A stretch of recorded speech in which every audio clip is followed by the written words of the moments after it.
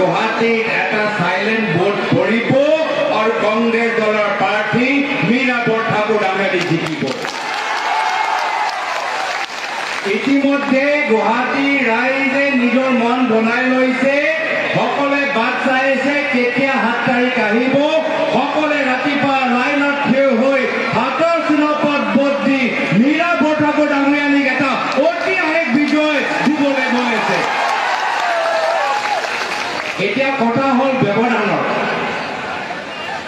যে গুৱাহাটী ৰাইজে বেছি ব্যৱধানত মীৰা বৰঠাকুৰ ডাঙৰীয়ানীক জিকাব নে বক সমষ্টি ৰাইজে বেছি ভোটত জিকাব। চাবদেই কাষত 6 গাঁও ৰৈ আছে। বৰ্তমান অসমত এখন যুদ্ধ চলি আছে, হয়তো আপোনালোকে সামাজিক মাধ্যমৰ জৰিয়তে নিশ্চয় গম পাইছে, আৰু যিসকলে গম পোৱা নাই এই ভিডিঅ'টো চালে সকলো গম পাব। এখন যুদ্ধ চলি আছে, এইখন যুদ্ধ কিন্তু চীন ভাৰতৰ যুদ্ধ নহয়, এইখন যুদ্ধ শৰাইঘাটৰ যুদ্ধ নহয়, এইখন যুদ্ধ হৈছে দুগৰাকী লাখপতি বাইদেউৰ মাজত চলা এখন যুদ্ধ, যিখন যুদ্ধই আজি সামাজিক মাধ্যমত খলকনি সৃষ্টি কৰিছে। এইখন যুদ্ধনো কি আপোনালোকে জানিবলৈ চাব লাগিব এই ভিডিঅ'টো চোৱাৰ আগতে যদি মোৰ চেনেলটোত আপোনালোকে নতুনকৈ আহিছে নিশ্চয় মোৰ চেনেলটো ছাবস্ক্ৰাইব কৰি ল'ব, আৰু ভিডিঅ'টো চোৱাৰ শেষত এটা কমেণ্ট কৰি জনাব আচলতে ভিডিঅ'টো চাই কেনে লাগিল। আহক আমি এই ভিডিঅ'টোৰ মাজলৈ যাওঁ। আটাইতকৈ আগ্ৰহী হৈছে কংগ্ৰেছ পাৰ্টি হৈ। কংগ্ৰেছ পাৰ্টি জিন্দাবাদ। আপোনালোকে নক'ব, ৰ'ব খালি ইয়াত চাচোন, ডেকা মানুহ অলপ বেছি দেখা পাইছো। কংগ্ৰেছ পাৰ্টি জিন্দাবাদ। নহ'ব ইয়াত আহিছো। কংগ্ৰেছ পাৰ্টি জিন্দাবাদ। জোৰ আছে ইয়াত আহিছো। ইয়াত তোমালোকে পাৰিবানে? তোমালোকৰ ওপৰত আশা আছে দেই। কংগ্ৰেছ পাৰ্টি জিন্দাবাদ। কংগ্ৰেছ পাৰ্টি জিন্দাবাদ। এতিয়া আমি সকলোৱে মিলি আমি চলিম দেই, চবে মিলি। কংগ্ৰেছ পাৰ্টি জিন্দাবাদ। ইটো 6 গাঁৱলৈকে গৈছে, দিছপুৰলৈকে যাব লাগে হয়।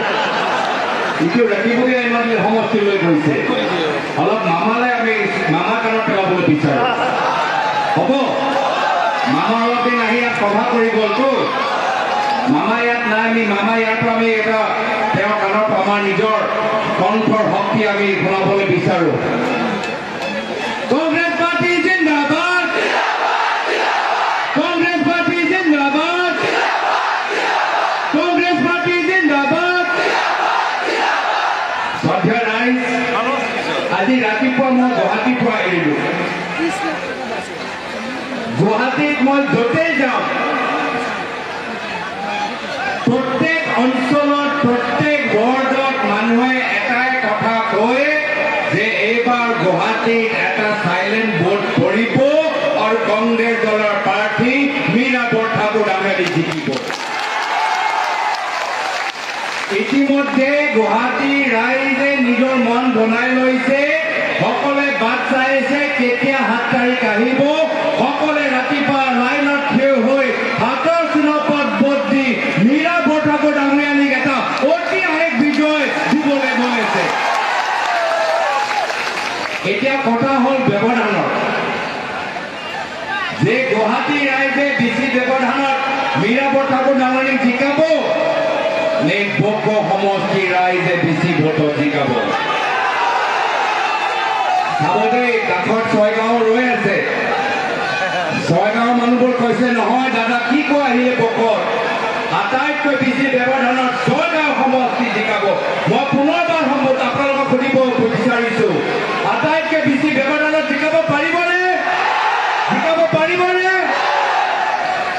পিছত আহিলে আকৌ মই ইয়াত যিমানবোৰ মানুহ আছে মই চবৰে কৈছো ফটো মাৰি লওক।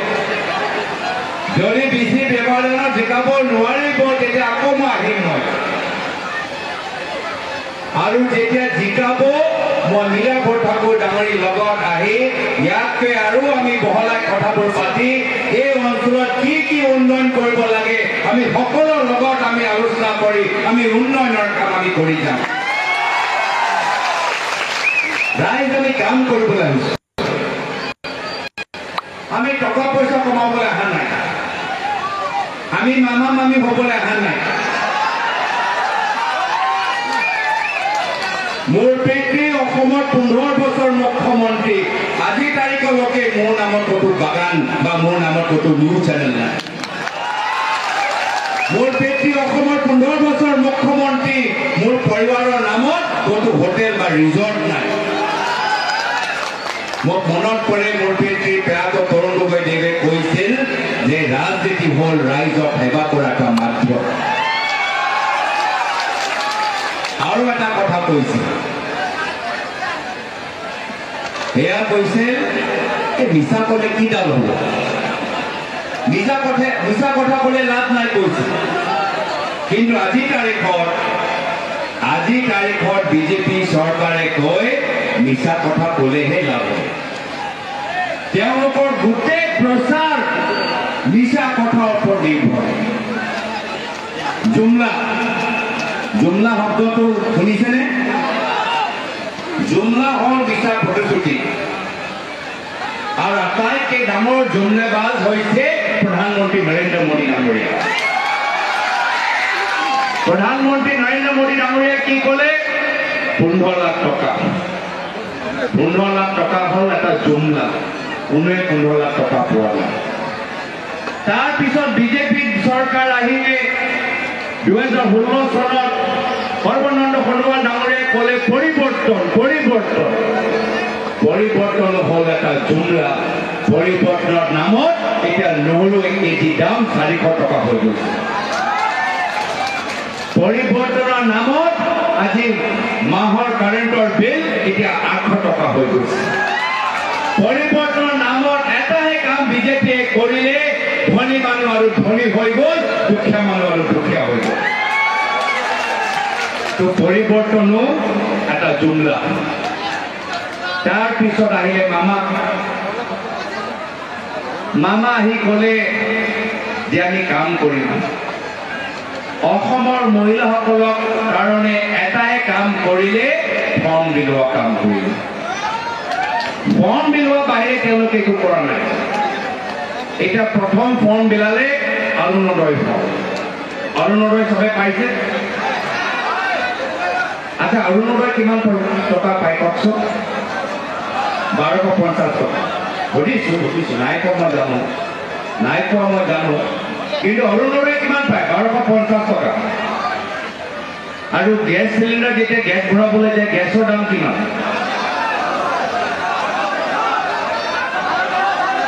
কিমান? 1200। তো সেই মামাৰ অৰুণোদয় 1250 টকা।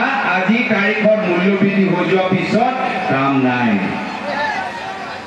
আমাৰ দিনত প্ৰায়তঃ তৰুণ গগৈদেৱৰ দিনত অৰুণোদয় আঁচনি নাছিল, মানিছোঁ, স্বীকাৰ কৰিছোঁ।